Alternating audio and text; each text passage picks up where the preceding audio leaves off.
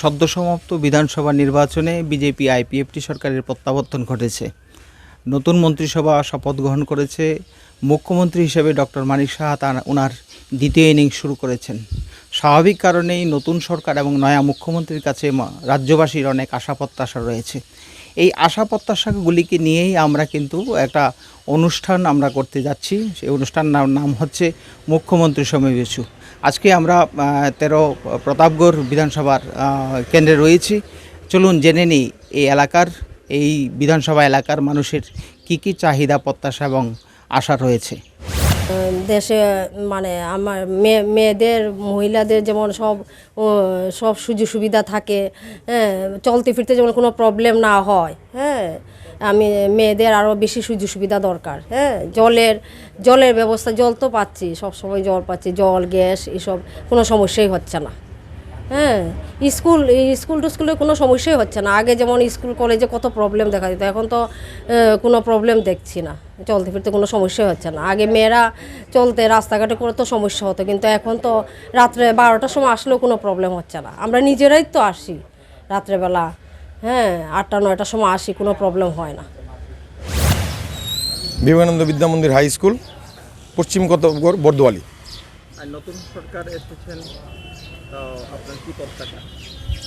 নতুন সরকার ভালোভাবে কাজ করবে, আমাদের মনের খুব আশা। এই সরকার খুব ভালো। বিগত 25 বছর আমরা যেইভাবে অত্যাচারিত হয়েছি সরকারের দ্বারা, আর মুখে প্রকাশ করা ভীষণ কঠিন।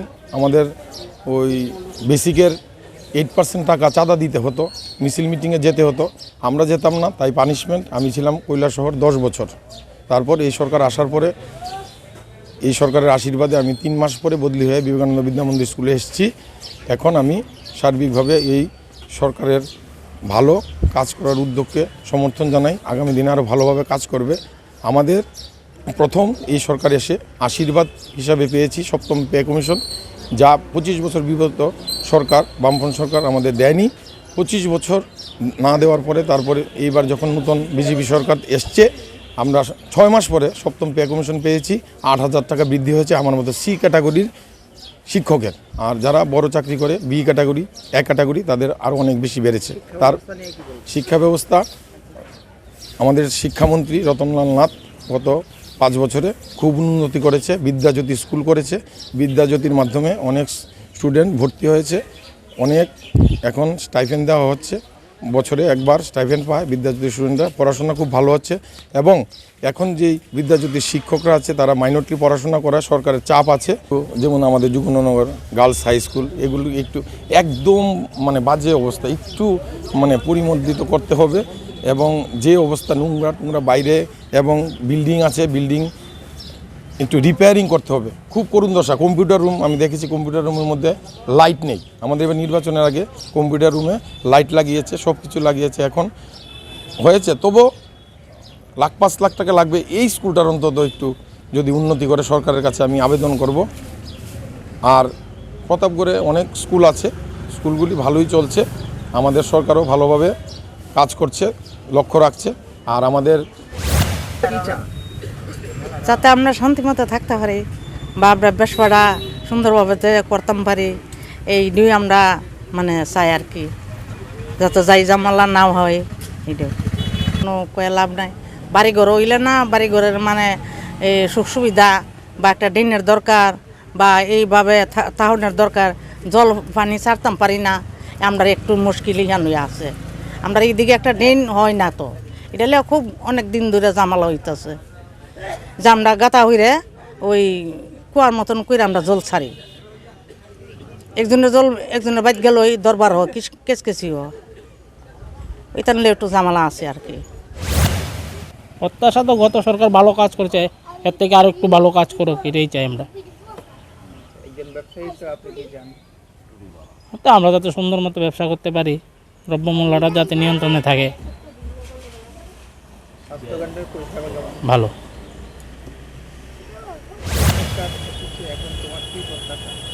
প্রত্যাশার এইদিকে অনেকই কাজ হইতেছে, বা অনেক আরও কাজ আছে, করতেছে কাজ, আমরাও করতেছি। এইখানে আমরাও যে নদীর ঘাটে আছি, নদী প্রায় পরিষ্কার রাখতেছি, যে এখানে নদীর মধ্যে অনেক কিছু দূষণ হয়, তার জন্য আমরা নদীতে পরিষ্কার করা রাখতেছি। সুখ সুবিধা অনেকেই পাইতেছে বা আমরাও পাইতেছি, এটাই আমরা চাই। জল টল যাতে সব কিছু সুবিধা যাতে ভালো পাওয়া যায়, এইভাবে মানে জিনিসের দাম এসব কমে, গ্যাস ট্যাসের দাম যাতে কমে, এটাই সরকার চাইতেছে। কি আমি মাছের ব্যবসা করি। ব্যবসা সম্বন্ধে বেশি একটা সুবিধা না দেয়, এখন কয়েকদিন ধরে বেশি একটা মাছের সুবিধা ভালো না, মানে মাছ টাছ একটু কম হয় আর মাছের রেট বেশি এখন বাজারে, এটাই। স্কুলের পরিষেবা বলতে পড়াশোনা ভালোই, ঠিকঠাক সব কিছু, কিন্তু আমি তো ক্লাস 7-এ পড়ে আমার মেয়ে, আমি 2 বছর ধরে স্কুলে আইতাছি, 6-এর থেকে পড়াইতাছি তারে। তো এমনি সব কিছু ঠিকঠাক, একটু শৌচাগার বাথরুমের আর স্কুল যেহেতু একটু জলের ব্যবস্থাটা একটু মানে সুন্দর হলে ভালো হয় আর কি। এমনি ঠিকই আছে, একটু নোংরা থাকে অনেক সময় দেখা যায়, আমরাও গার্জেনরা বইয়া থাকি 2-3 ঘন্টা, তো যাওয়ার মতন মানে থাকে না আর কি। একটু জলের ব্যবস্থাটা ক্লিন থাকলে ভালো হয়, এতটুকু। মাস্টার সাথে 1-2 বার বলেছিলাম, কিন্তু আছে তো, তারা তো বলে আছে, কিন্তু জলের ব্যবস্থাটা ওই ব্যবস্থাটা একটু আরও ভালো হলে ভালো হয় আর কি। রেশন পরিষেবা তখন ভালোই, নেটে একটু অনেক সময় ডিস্টার্ব হলে অসুবিধা আর কি। আর কি কি অসুবিধা বা সুবিধা আছে? আর কি অসুবিধা আছে, রাস্তাঘাটটা ঠিকঠাক হলে তো সব ঠিক আছে। আপনাদের এখানের স্কুল, অঙ্গনওয়াড়ি সেন্টার এগুলি সম্বন্ধে কিছু বলবেন? না, অঙ্গনওয়াড়ি সেন্টার তো ঠিকই চলছে, দেখতেছি তো ঠিকই চলছে, সব কিছু পাইতেছে, দেখতেছি মানুষের। সরকারের সাথে প্রত্যাশা আমাদের যে বিদ্যুৎ পরিষেবা আমরা যখন 24/7 আমরা দিয়ে চলছি, আগামী দিনেও আমরা সেই পরিষেবাটা অব্যাহত রাখার চেষ্টা করব। আমাদের রিসেন্টলি আমরা এমডির সাথে আমরা কথা বলেছি, কয়েকদিন আগে গিয়েছিলাম, এমডি সযত্নে আমাদেরকে এনশিওর করেছেন আমরা 24 দেব, এবং যেগুলি যে টিপিল যে ঘটনাগুলি ঘটে, মানে পাওয়ার আউট অফ বাইরে যে থাকে, আমরা পাবলিক যেগুলি কমপ্লেন পাই, আমাদের এখানে অ্যাকচুয়ালি বিদ্যুৎ দপ্তর আউটসোর্সিং হনে এখানে স্টাফ সংখ্যা অনেক কম, যারা আগে চাকরিতে অনেক রিটায়ারমেন্ট চলে গেছে।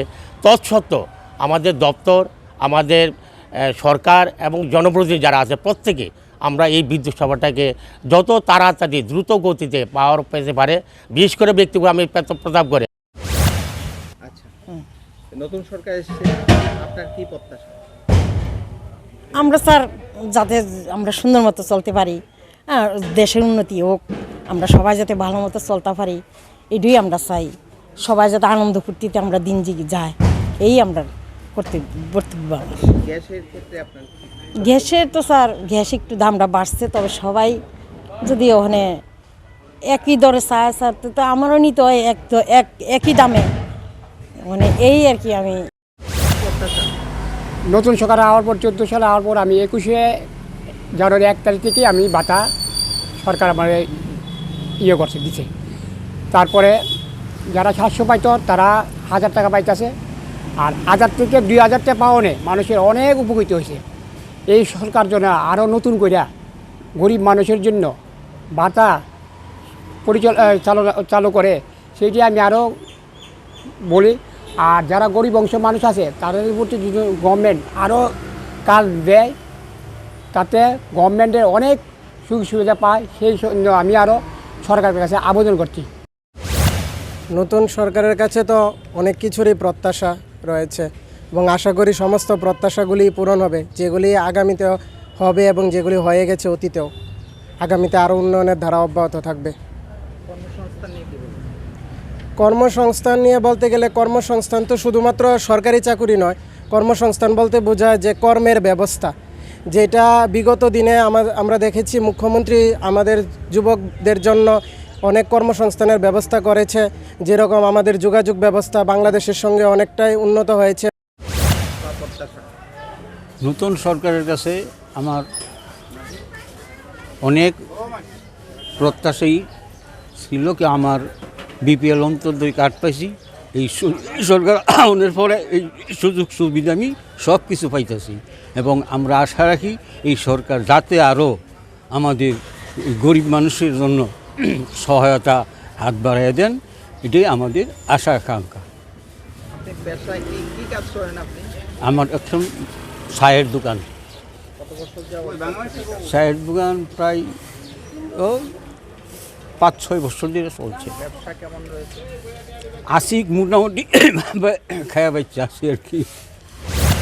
নতুন সরকার তো বিগত দিনে যে নতুন সরকার এই সরকার ছিল খুব ভালো কাজ করেছে। এখন ওই সরকার আবার প্রত্যাবর্তন হয়ে এসেছে। তো আমরা আশা করছি বিগত নতুন সরকার যে এখন আবার নতুন করে গঠন করেছে এই এখন আরও ভালোভাবে কাজ করবে। আর আমরা ওই সরকারের আন্ডারে কাজ করছি। নতুন মুখ্যমন্ত্রী সুস্থ শৈশব সুস্থ কৈশোর অভিযান একটা প্রোগ্রাম চলছে 4.0, ওই প্রোগ্রামে আমরা কাজ করছি। বিগত 20 তারিখ থেকে 23 তারিখ পর্যন্ত আমরা সেন্টারে কাজ করেছি। এখন আমরা হোম ভিজিটে প্রত্যেক দিন প্রত্যেক বাড়িতে যাই। 0 to 5 ইয়ার্স শিশুদের আমরা প্রত্যেকটি শিশুকে ওআরএস দিয়ে থাকি। আর 1 থেকে 1 বছর থেকে 5 বছর বয়সের শিশুদের আমরা অ্যালবেন্ডাজোল দিতেছি। পাশাপাশি 10 থেকে 19 বছরের শিশুদেরও আমরা আয়রন ট্যাবলেট দিতেছি। আর সঙ্গে আমরা প্রত্যেকটি বাড়ি যাওয়া হচ্ছে আর তাদের কাছ থেকে ভালো সাড়া পাচ্ছি।